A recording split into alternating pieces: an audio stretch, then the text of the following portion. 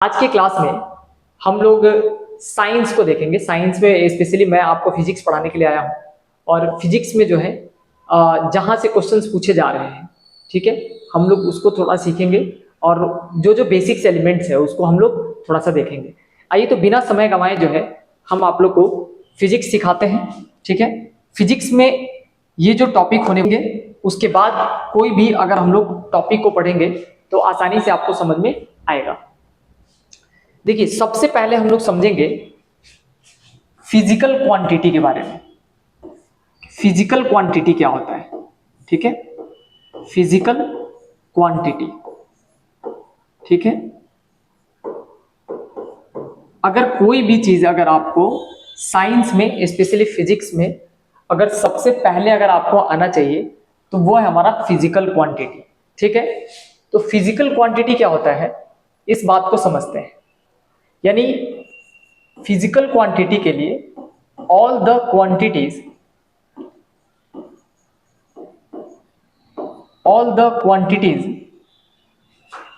in terms of which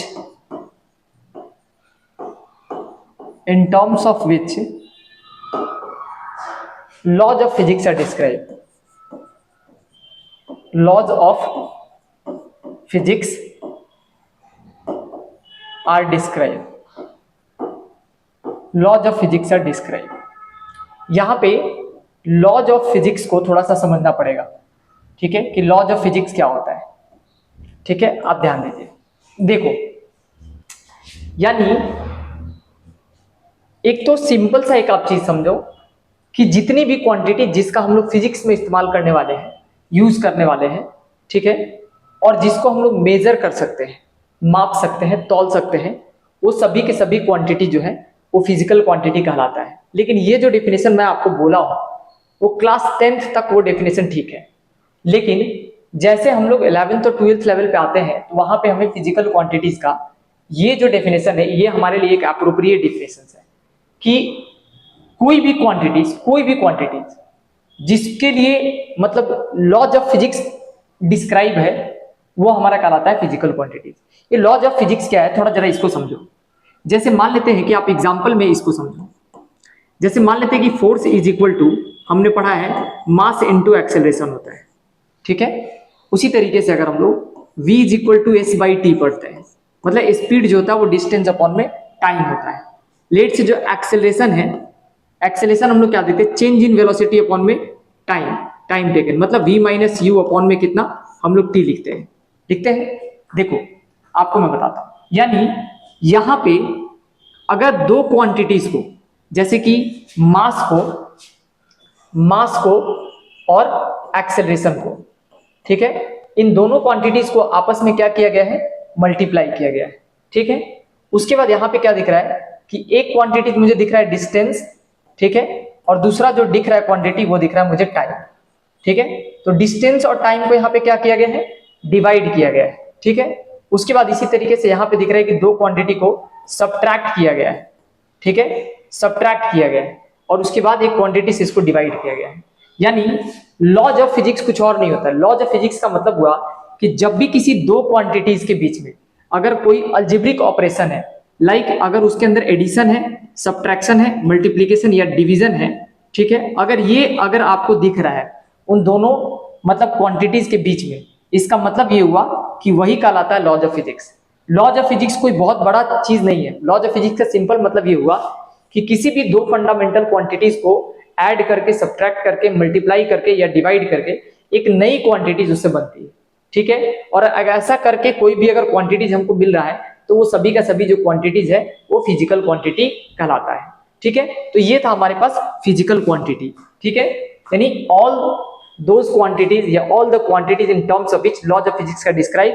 laws of physics means what, laws of physics means, है ना, जब भी हम दो क्वांटिटीज को ऐड करें, सब्ट्रैक्ट करें, मल्टीप्लाई करें या डिवाइड करें, वी गेट न्यू क्वांटिटीज, ठीक है।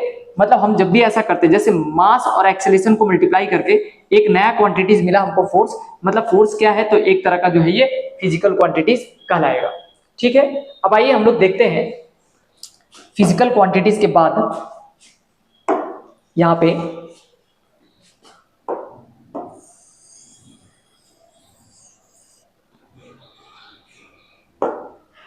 फिजिकल क्वांटिटी जो है वो बेसिकली होता कितने टाइप का है।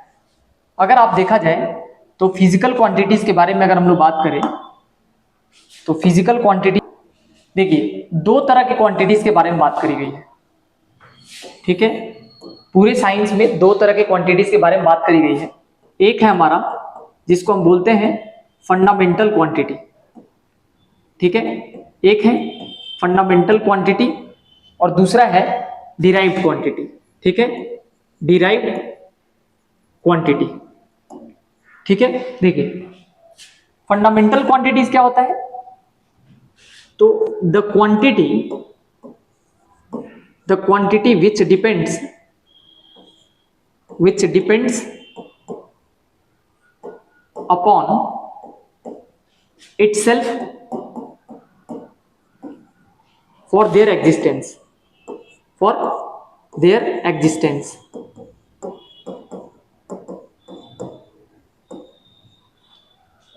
अगर फंडामेंटल क्वांटिटी की बात करी जाए, the quantity which depends upon itself for their existence, इसका यह मतलब हुआ कि जितने भी फंडामेंटल क्वांटिटी है वो अपने एग्जिस्टेंस के लिए उसका जो क्रेडिट है वो उसको खुद जाता है।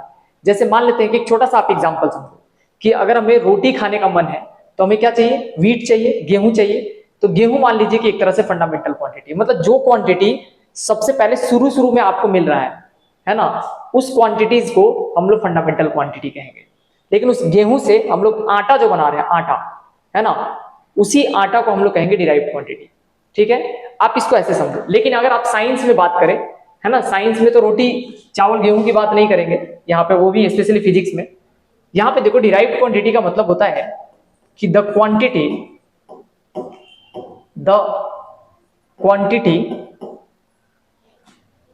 Which depends upon fundamental quantity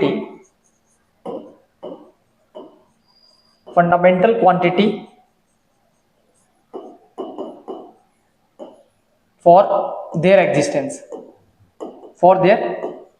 existence, यानी जो क्वांटिटी अपने एग्जिस्टेंस के लिए फंडामेंटल क्वांटिटी पे डिपेंड करे। जैसे अभी मैंने आपको समझाया है कि अगर आपको रोटी खाना है तो आपको गेहूं चाहिए, तो रोटी जो है वो डिराइव्ड क्वांटिटी है और जो गेहूं है वो फंडामेंटल क्वांटिटी है, ठीक है। तो इस तरीके से नाम ही है डी अराइव्ड, जो पहले से ऑलरेडी एग्जिस्ट है उससे अगर हम कुछ नया बनाते हैं तो कहलाता है डिराइव्ड क्वांटिटी, ठीक है। अब देखो यहां पे क्या है कि पूरे फिजिक्स में, ठीक है, सिर्फ 7 फंडामेंटल क्वांटिटी होते हैं, only 7 fundamental quantity in whole physics. पूरे फिजिक्स में अगर देखा जाए तो 7 फंडामेंटल क्वांटिटी की बात करी गई है। और वो क्वांटिटी कौन कौन सा है, तो पहले नंबर पे आप याद रखेंगे mass, length, time, temperature, electric current,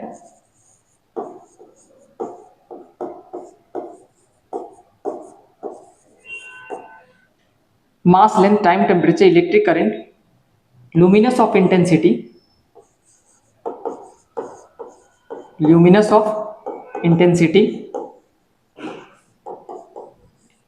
amount of substance,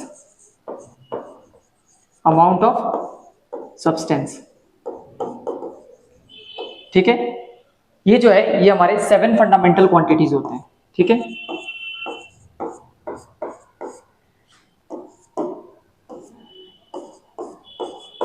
ये 7 हमारे फंडामेंटल क्वांटिटीज हैं, ठीक है।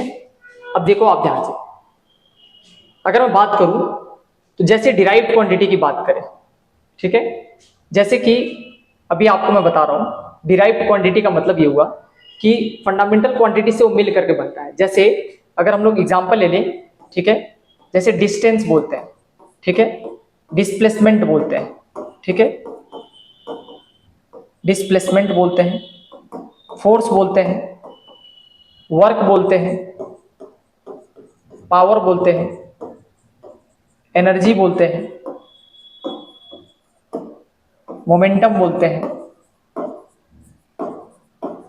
ऐसे जितने भी क्वांटिटीज है, apart from this 7 fundamental quantities the whole quantities are belongs to derived quantity, है ना। बस इस 7 फंडामेंटल क्वांटिटी को अगर छोड़ दिया जाए, इसके बाद फिजिक्स में कोई भी वर्ड्स बोला जाएगा, इसका मतलब वो है कि वो डिराइव्ड क्वांटिटी कहलाता है, क्योंकि वो कहीं ना कहीं इसी से मिल करके आया होगा। अगर मैं आपको समझाऊं कि देखो डिस्टेंस जो है, डिस्टेंस ये लेंथ का ही एक पार्ट है ना, वो भी एक तरह का क्या है, लेंथ है। डिस्प्लेसमेंट की बात करें, ये भी क्या है, एक तरह का लेंथ है ना। अगर आप देखोगे, मैं फोर्स की बात करूं, मैंने अभी कहा मास और एक्सेलरेशन होता है। मास तो आपको दिख रहा है कि फंडामेंटल क्वांटिटी इसी से मिलकर के बना है। फिर फर्दर एक्सेलरेशन की अगर हम बात करें, ये भी चेंज इन वेलोसिटी होता है। वेलोसिटी क्या होता है, डिस्प्लेसमेंट अपॉन टाइम होता है। डिस्प्लेसमेंट क्या एक तरह का डिस्टेंस है, और टाइम क्या है, वो हमारा दिख रहा है कि फंडामेंटल क्वांटिटी। तो कोई भी जो क्वांटिटीज होगा, कोई भी क्वांटिटीज, वो अल्टीमेटली बना किससे होगा, तो बना होगा वो फंडामेंटल क्वांटिटी से। तो आपको ध्यान रखना है कि डिराइव्ड क्वांटिटी ऐसे क्वांटिटीज होते हैं जो फंडामेंटल क्वांटिटी से बनते हैं, लेकिन फंडामेंटल क्वांटिटीज ऐसे होते हैं जो अपने एग्जिस्टेंस के लिए खुद पे डिपेंड करता है, मतलब उसका क्रेडिट जो है वो उसी क्वांटिटीज को सेल्फ जाता है। ठीक है, तो ये था हमारे पास फिजिकल क्वांटिटीज के दो टाइप, फंडामेंटल क्वांटिटी और डिराइव्ड क्वांटिटी। अगर मैं आपको बताऊं यहाँ पे, apart from this 7 fundamental quantities there are 2 important quantities in fundamental quantity. एक को बोलते हैं आपको प्लेन एंगल, एक होता है प्लेन एंगल और एक होता है solid angle. Plane angle and solid angle, चूंकि अब सिलेबस में इतना नहीं है, लेकिन अभी जो एग्जाम्स होते हैं, है ना, स्पेशली जब जनरल कॉम्पिटिशन्स के एग्जाम होते हैं तो इसमें पूछे गए हैं प्लेन एंगल और सॉलिड एंगल। सॉलिड एंगल और प्लेन एंगल, अभी हम इनका एक एक करके यूनिट की बात करने वाले हैं, किसका क्या यूनिट होता है। ठीक है, एक को हम लोग बोलते हैं रेडियन, ठीक है, रेडियन, और एक को बोलते हैं स्टेरेडियन, स्टेरेडियन। ठीक है, ये दोनों इसका यूनिट होता है, रेडियन और स्टेरेडियन, प्लेन एंगल और सॉलिड एंगल। ठीक है, सॉलिड एंगल और प्लेन एंगल, यही दो तरह के एंगल की बात हम लोग करते हैं यहाँ पे। ठीक है, ये था हमारे पास फिजिकल क्वांटिटी, फंडामेंटल क्वांटिटी और डिराइव्ड क्वांटिटी। ठीक है, आते हैं अगले टॉपिक पे।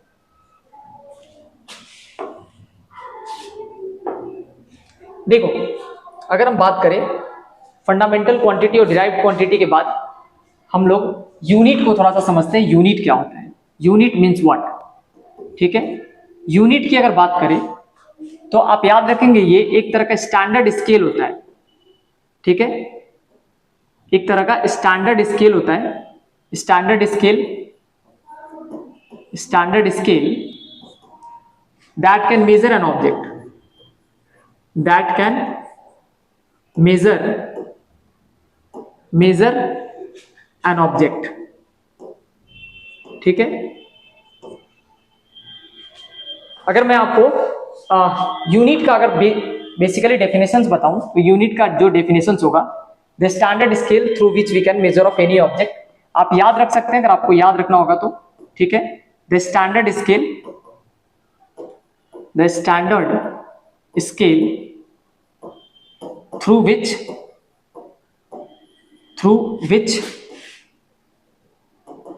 we can measure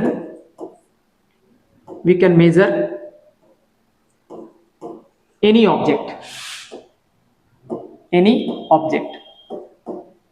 किसी भी ऑब्जेक्ट को अगर मेजर करना है तो उसके लिए कोई ना कोई अपना एक पैमाना होता है, एक तरीका होता है, एक विधि होता है, और उसी पैमाना, विधि, है ना, या तरीका कह ले साधारण भाषा में, इसी को हम लोग क्या कहते हैं, यूनिट कहते हैं। ठीक है, बेसिकली क्या है कि दो तरह के यूनिट के बारे में, है ना, हम लोग पूरी साल पढ़ते हैं। एक कहलाता है एसआई यूनिट, ठीक है, और एक कहलाता है सीजीएस यूनिट। ठीक है, एक है एसआई यूनिट, दूसरा है अपने पास सीजीएस यूनिट। एसआई यूनिट का मतलब होता है, अगर आपसे पूछा जाए तो आप इसको ऐसे याद रखना, एसआई यूनिट मतलब ये बड़ा यूनिट कहलाता है। इसको हम लोग international system of D units कहते हैं, डी यूनिट्स। ठीक है, बेसिकली ये जो है ये एक ब्रिटिश सिस्टम है। ठीक है, तो इसीलिए हम लोग थोड़ा इसको इस तरीके से लिखते हैं। आप अपने भाषा में इसको international system of the units भी कह सकते हैं। ये बड़ी यूनिट कहलाती है। छोटी यूनिट का मतलब हुआ, आप याद रखेंगे, यहां पे C का स्टैंड्स फॉर सेंटीमीटर, G का मतलब होता है ग्राम और S का मतलब होता है सेकेंड। यानी जब भी हम लोग मास को ग्राम में, मास को ग्राम में, टाइम को सेकेंड में और लेंथ को अगर हम सेंटीमीटर में मेजर करते हैं तो ऐसा जो मेजरमेंट होता है वो हमारा CGS यूनिट कहलाता है। यानी अगर मैं बेसिकली बात करूं तो ये एक छोटी यूनिट है। जैसे अगर हम किसी चीज को ऐसे मीटर में मेजर कर रहे हैं और अगर उसी चीज को हम सेंटीमीटर में मेजर कर रहे हैं तो मीटर हमारा क्या हुआ, ऐसा यूनिट है, और सेंटीमीटर हमारा क्या है, CGS यूनिट है। ठीक है, मतलब आप ये कह सकते हैं कि बड़ी यूनिट कहलाती है और ये छोटी यूनिट कहलाती है। ठीक है, तो ये आप ध्यान रखेंगे। इसके अलावा कुछ और भी सिस्टम होते हैं, जैसे FPS सिस्टम बात कर लेते हैं, FPS सिस्टम। ठीक है, कुछ और भी मतलब यूनिट्स होते हैं जो अपने को जानना चाहिए। एक होता है MKS सिस्टम। ठीक है, MKS सिस्टम।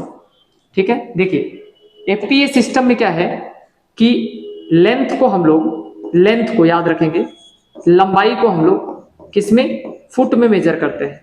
ठीक है, और यहां पे जैसे लेंथ हो गया, मास हो गया, टाइम हो गया, है ना, मास, लेंथ, टाइम, मास और टाइम, ये 3 क्वांटिटी है। टाइम को हम लोग किसी भी यूनिट में कोई भी स्टैंडर्ड चल रहा हो वो सेकेंड ही होता है। मास यहाँ पे पाउंड में होता है। अगर आप, है ना, USA वगैरह में जाएंगे तो वहां पे क्या है, ब्रिटेन वगैरह में, तो उधर पाउंड में हम लोग खरीदते हैं। जैसे हम लोग इधर किलो में खरीदते हैं, वो लोग पाउंड में चीजों को खरीदता है। तो ये कहलाता है FPS सिस्टम। उसी तरह से MK सिस्टम है। MK सिस्टम कोई नई बात नहीं है, वो SI सिस्टम को ही, यूनिट को ही हम लोग MK सिस्टम कहते हैं। ठीक है, यानी अगर आप देखेंगे तो इस सिस्टम में हम लोग क्या है, यहां जरा ध्यान से देखो, यानी इस MK सिस्टम में हम लोग मास को, यानी जो मास होता है उसको केजी में, जो लेंथ होता है उसको मीटर में, और जो टाइम होता है उसको सेकेंड में मेजर करते हैं। यानी लेंथ को मीटर में, ठीक है, यहां ध्यान देंगे, लेंथ को मीटर में, मास को केजी में यानी किलोग्राम में, ठीक है, किलोग्राम में, और टाइम को हम लोग सेकेंड में मेजर करते हैं। ठीक है, तो यहां पे हमने अभी जो भी देखा है, ये हमने एक ओवरव्यू देखा है यूनिट के बारे में कि यूनिट होता क्या है। तो यूनिट साधारण भाषा में समझे, किसी भी चीज को मापने का, तौलने का अपना एक तरीका होता है। ठीक है, तो वो जो मापने की जो विधि है, जो तरीका है, इसी को हम लोग यूनिट कहते हैं। यूनिट बेसिकली यूज में जो है वो यही आने वाला है, SI यूनिट, CGS यूनिट। इसके अलावा जो है ये 2-3 तरह के यूनिट होते हैं, FPS, MKS। प्रैक्टिकल यूनिट भी होता है। ठीक है, जब हम लोग उसकी बात करेंगे तो आपको वही बताएंगे जब हम लोग उसको देखेंगे।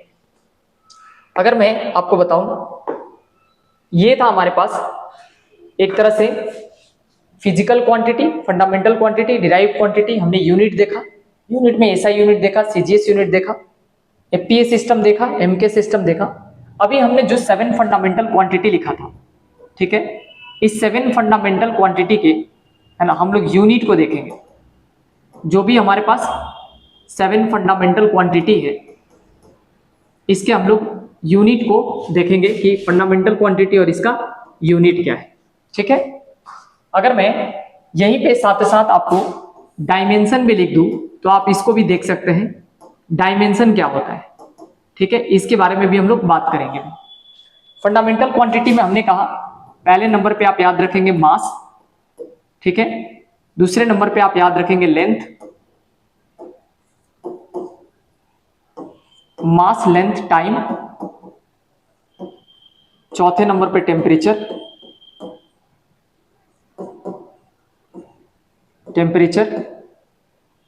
पांचवें नंबर पे electric current,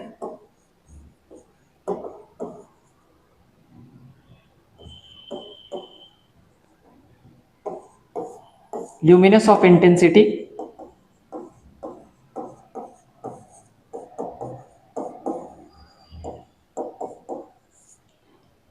amount of substance.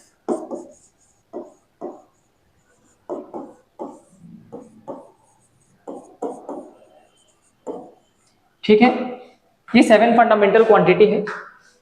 अगर मैं इसके यूनिट की बात करूं तो मास का जो यूनिट होता है किलोग्राम, आप लिख सकते हैं यहां पे ऐसे इस तरीके से किलोग्राम, सिंबल याद रखेंगे केजी होता है, ठीक है।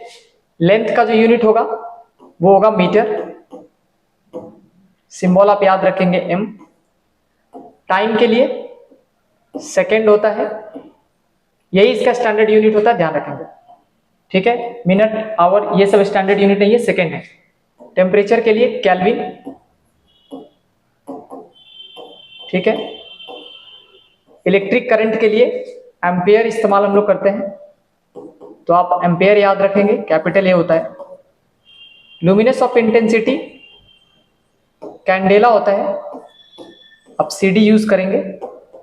अमाउंट ऑफ सब्सटेंस मोल होता है, ठीक है, आप सिंपली MOL इस्तेमाल करेंगे, ठीक है, ये इसका यूनिट है। अगर मैं डायमेंशन की बात कर लूं, क्योंकि अभी मैंने डायमेंशन के बारे में अभी कोई बात नहीं करी है, इसके बाद हम लोग डायमेंशन को समझेंगे।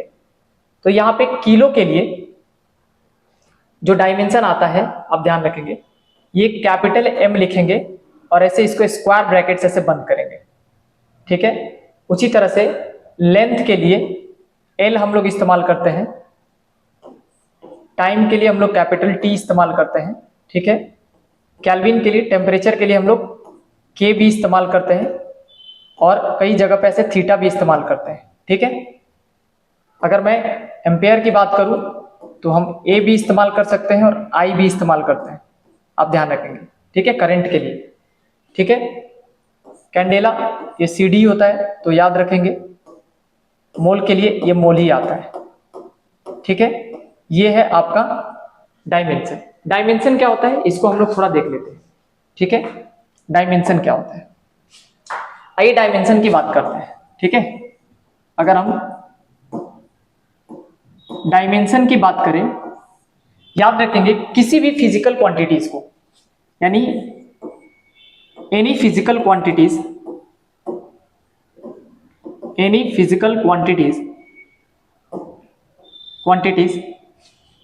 can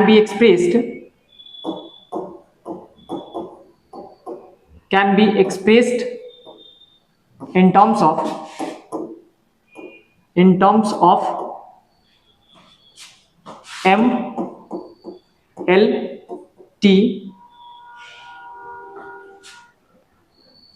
इसके ऊपर ऐसे A, B और C कुछ भी लिख सकते हैं, है ना, as a power of A, B, C ऐसे लिख सकते हैं। यहां पे देखिए किसी भी क्वांटिटी को, किसी भी कोई भी फिजिकल क्वांटिटीज है, अगर उसको हम लोग MLT के रूप में अगर एक्सप्रेस करते हैं तो यही कहलाता है डायमेंशन, और इसी को हम लोग डायमेंशनल फॉर्मूला कहते हैं। डायमेंशनल फॉर्मूला यहां से एग्जाम में सवाल बनना शुरू हो रहा है, ठीक है, डायमेंशनल फॉर्मूला से रिलेटेड। तो हम लोग पहले कुछ बेसिक्स एलिमेंट्स हैं, जैसे कि मैं लिख रहा हूं, लेट से, जैसे मान लेते हैं डिस्टेंस, आप देखो, दूसरे नंबर पे डिस्प्लेसमेंट, ठीक है, तीसरे नंबर पे स्पीड, ठीक है, चौथे नंबर पे वेलोसिटी, ठीक है, पांचवें नंबर पे एक्सेलरेशन। जिस सीक्वेंस में मैं बता रहा हूं इसी सीक्वेंस में आपको याद रखना है एक्सेलरेशन। देन छठे नंबर पे फोर्स, ठीक है।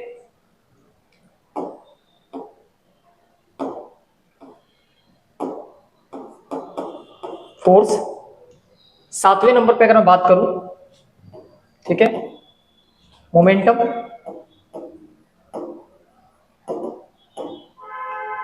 आठवें नंबर पे वर्क, पावर, 10वें नंबर पे एनर्जी। ऐसे बहुत सारे ऐसे क्वांटिटीज है जिसके बारे में हम बात करेंगे। तकरीबन हम लोग, है ना, पूरी फिजिक्स में ऐसे डायमेंशन निकालते रहते हैं। जितने भी क्वांटिटीज है तकरीबन 200 से 250 के आसपास तो क्वांटिटीज होंगे जो हमें 11th और 12th दोनों में पढ़ने पड़ते हैं। हर क्वांटिटीज का डायमेंशनल फॉर्मूला आपको रटने की जरूरत नहीं है। आपको डायमेंशनल फॉर्मूला के लिए एक चीज समझना है, जैसे कोई भी यहाँ पे क्वांटिटीज लिखा होगा तो उससे एसोसिएटेड एक फॉर्मूला होता है, ठीक है। वो फॉर्मूला अगर आपको पता है तो आपको डायमेंशनल फॉर्मूला बहुत आसानी से लिखने आ जाएगा। जैसे मैं आपको समझा रहा हूँ, डिस्टेंस क्या है, एक तरह का लेंथ है ना। यानी डिस्टेंस एक तरह का लेंथ है तो एल का पावर 1 लिखेंगे। अच्छा, इसमें तो एम भी नहीं है तो 0 लिख लेंगे और टी भी नहीं है तो यहाँ पे 0 लिख लेंगे। ये इसका डायमेंशन होता है। मतलब सिंपल भाषा में एल जो होता है वो डिस्टेंस का डायमेंशन होता है। आप इसको इस तरीके से भी ध्यान रखेंगे। अगर ये भी चूंकि एक तरह का लंबाई है, डिस्प्लेसमेंट भी एक तरह का लंबाई है, तो इसका भी जो डायमेंशन फॉर्मूला होगा वो वही होगा, m का पावर 0, l का पावर 1 और t का पावर 0।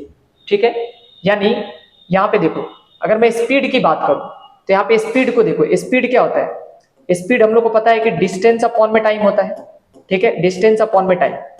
ठीक है, तो अगर हमें पता है कि डिस्टेंस एक तरह का लेंथ है और टाइम जो है वो हमारा t है, तो अगर मैं इसका डायमेंशनल फॉर्मूला लिखूंगा तो ये एल टी का पावर -1 होगा। आपको पता है ये t का पावर 1 है, जब ये ऊपर जाएगा तो t का पावर -1 होगा। इसमें m नहीं है तो m का पावर 0 हो गया। हमने पहले डेफिनेशन में लिखा है, आप खूब ध्यान से देखो कि किसी भी क्वांटिटी को जब mlt के रूप में हम लोग एक्सप्रेस करते हैं, यही जो है हमारा डायमेंशनल फॉर्मूला बन जाता है। अगर उसी तरीके से वेलोसिटी की बात करें तो वेलोसिटी कुछ और नहीं होता, डिस्प्लेसमेंट अपॉन में टाइम होता है ना। डिस्प्लेसमेंट अपॉन t को हम लोग वेलोसिटी कहते हैं। मतलब इसका भी जो डायमेंशनल फॉर्मूला होगा वो है ना स्पीड के बराबर आएगा। तो ये हम लोग लिख सकते हैं m का पावर 0, l का पावर 1 और t का पावर -1। उसी तरीके से अगर हम एक्सेलेरेशन की बात करें तो एक्सेलेरेशन जो होता है चेंज इन वेलोसिटी अपॉन में टाइम होता है, v - u अपॉन में t कहते हैं, है ना। फाइनल वेलोसिटी माइनस का इनिशियल वेलोसिटी अपॉन में t होता है। तो चेंज इन किसी भी चीज का चेंज है मतलब वही है, वेलोसिटी में चेंज मतलब वेलोसिटी। तो वेलोसिटी का अपने को पता है कि lt का पावर -1 होता है और नीचे भी एक इधर t दिख रहा है, मतलब अगर ये ऊपर शिफ्ट होगा तो ये lt का पावर -2 हो जाएगा। तो एक्सेलेरेशन का जो डायमेंशनल फॉर्मूला होता है, m का पावर तो 0 हो जाएगा, l और t का पावर -2 हो जाएगा। तो ये हमारा एक्सेलेरेशन का डायमेंशन है। फोर्स की बात करें, फोर्स क्या होता है? फोर्स होता है मास इनटू एक्सेलरेशन। अभी हमने देखा क्या है, मास जो है उसके लिए हम लोग डायमेंशनल फॉर्मूला m यूज करते हैं और एक्सेलरेशन का अभी हमने लिख लिया कितना, l t का पावर -2। तो यहां से ये चीज आपको ध्यान रखना है, ये आपको यूज होता है फोर्स का डायमेंशनल फॉर्मूला। अगर आप याद रखेंगे तो आगे जो है आपके लिए बहुत आसान हो जाएगा। तो mlt का पावर -2 जो है वो हमारा फोर्स का डायमेंशनल फॉर्मूला है। मैं अभी बोल रहा हूं आपको कि आपको रटने की जरूरत नहीं है, आप चीजों को समझो। अगर मैं आपसे बोलूं कि अगर आपको फोर्स का डेफिनेशन पता है तो वर्क देखो क्या होता है। वर्क हमने पहले से पढ़ा है कि फोर्स इनटू डिस्प्लेसमेंट होता है, F.S लिखते हैं, है ना। Fs का cos थीटा हम लोग बोलते हैं इसको। तो यहाँ पे फोर्स का अभी डायमेंशनल फॉर्मूला हमने देख लिया कि सर ये mlt का पावर -2 होता है और ये एक तरह का डिस्प्लेसमेंट है, मतलब L है। तो अगर फाइनली हम लिखने जाएंगे तो ये L का पावर अपने को कितना हो जाएगा, 2। तो ml का स्क्वायर और t का पावर -2 ये हमारे वर्क का डायमेंशनल फॉर्मूला होगा। ठीक है, उसी तरीके से अगर हम पावर की बात करें तो आपको पता है रेट ऑफ वर्क जो कहलाता है वो पावर कहलाता है। मतलब वर्क अपॉन में टाइम को ही हम लोग पावर कहते हैं, है ना। वर्क अपॉन टाइम को ही हम लोग क्या कहते हैं, पावर कहते हैं। वर्क का डायमेंशनल फॉर्मूला अभी आपको ऊपर दिख रहा है कि ये m है, l का स्क्वायर और t का पावर -2 है। अगर नीचे एक t है मतलब एक t जो है और ऊपर की तरफ शिफ्ट हो जाएगा, तो इसका मतलब हुआ कि इसका डायमेंशनल फॉर्मूला m l का पावर 2 और t का पावर -3 हो जाएगा। तो ये जो डायमेंशनल फॉर्मूला कराएगा ये हमारा पावर का डायमेंशनल फॉर्मूला कहलाता है। एनर्जी की बात करें तो याद रखेंगे एनर्जी क्या है। अगर मैं बात करूं, आप समझो कोई भी एक फॉर्मूला अगर एनर्जी का आपको याद है, जैसे मैं मान लेता हूं कि जैसे अगर काइनेटिक एनर्जी का फॉर्मूला अगर आपको याद है तो काइनेटिक एनर्जी ½ mv² होता है, ½ mv²। मैं आपको एक चीज समझाने के लिए चीज लिख रहा हूं, किसी भी नंबर का कोई भी अगर नंबर है तो इस नंबर का कोई भी डायमेंशन नहीं होता। याद रखेंगे कि किसी भी कांस्टेंट का, किसी भी नंबर का कोई डायमेंशन नहीं होता है। मास का डायमेंशन आपको पता है m होगा और lt का पावर -1 ये वेलोसिटी का डायमेंशन होता है। इसको अपने को इसका स्क्वायर करना है, मतलब इसको हम लिख सकते हैं m l का स्क्वायर और t का पावर यहाँ पे अगर मैं इसको मल्टीप्लाई करूंगा तो t का पावर यहाँ पे -4 होगा। ठीक है, वेलोसिटी lt का पावर -1 होता है, सॉरी lt का पावर -1, यहाँ पे ये गलत है, lt का पावर -1 कर लीजिए और इसको मल्टीप्लाई कीजिएगा तो ये 2 हो जाएगा, ml² और t का पावर -2। मैं आपको ये समझाना चाह रहा हूँ कि वर्क का जो डायमेंशन फॉर्मूला होता है वही हमारा एनर्जी का डायमेंशन फॉर्मूला होता है। ठीक है, अगर किसी को समझ नहीं आया तो एक बार आप वापस से देखो क्या होता है काइनेटिक एनर्जी का डायमेंशन फॉर्मूला। काइनेटिक एनर्जी की अगर मैं बात करूं तो काइनेटिक एनर्जी किसी भी तरह का एनर्जी का डायमेंशन वही होगा। तो ये मुझे पता है कि ½ mv² होगा, ½ mv²। देखिए कोई भी कांस्टेंट हो, किसी भी कांस्टेंट का कोई भी डायमेंशनल फॉर्मूला नहीं होता है, ये आपको ध्यान रखना है। आगे कोई भी नंबर आपको दिखाई दे, नीचे कोई डिवाइड में नंबर दिखाई दे तो उसका कोई भी डायमेंशन नहीं होता है। डायमेंशन किसका होगा, मास का। मास का डायमेंशन m लिखते हैं और वेलोसिटी दिख रहा है, वेलोसिटी का डायमेंशनल फॉर्मूला अभी हम लोग देखे lt का पावर -1। इसका अपने को स्क्वायर करना है मतलब हम इसको लिख सकते हैं m l का स्क्वायर और t का पावर -2। तो ये जो डायमेंशनल फॉर्मूला है वो एनर्जी का है। अगर आप बहुत ध्यान से देखेंगे तो जो एनर्जी का डायमेंशनल फॉर्मूला होता है वही वर्क के डायमेंशनल फॉर्मूला के बराबर होता है। इसीलिए वर्क और एनर्जी को जो है मतलब हम लोग सेम करके पढ़ते हैं, ठीक है। ये चीज हम लोग को ध्यान में रखना है। तो ये था हमारा डायमेंशनल फॉर्मूला के बारे में। इस पे जो है बहुत अच्छे अच्छे सवाल बनते हैं, वो हम आपको अगली क्लास में बताएंगे कि असल में जो डायमेंशनल फॉर्मूला है वो क्या है। देखिए, अगर मैं आपको बताऊं मैंने आज क्या क्या आपको पढ़ाया है ना, तो हमने सबसे पहले आपको बताया फिजिकल क्वांटिटी क्या होता है, ठीक है। फिजिकल क्वांटिटी के हमने दो टाइप पढ़े। एक हमने पढ़ा फंडामेंटल